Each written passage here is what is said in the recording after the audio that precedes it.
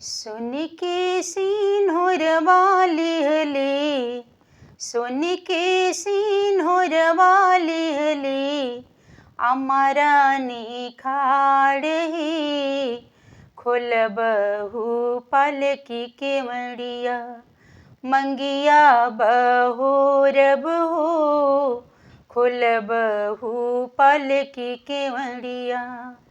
कैसे में खोली सासू, कैसे में खोली सासू, पलकी के बड़िया हो राउर बेटा ठाढ़ बाने, लज मोहे लागे हो राउर बेटा ठाढ़ बाने।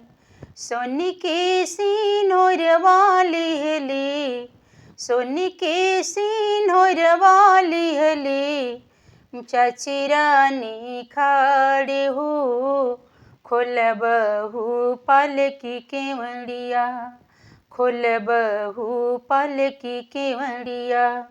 मंगिया बहोरब हो खोलबहु पलकी के मड़िया।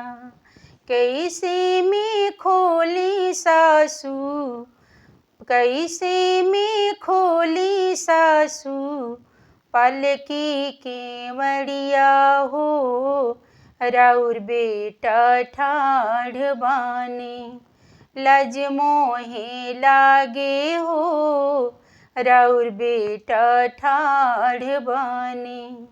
सुन के सिन्होरवा लिहले, भाभीरा ने खाड़ हो, सुन के सिन्होरवा लिहले, भाभीरा ने खाड़ हो खोल छोटी पलकी के बड़िया, मंगिया बहोरब हो खोल छोटी पलकी के बड़िया।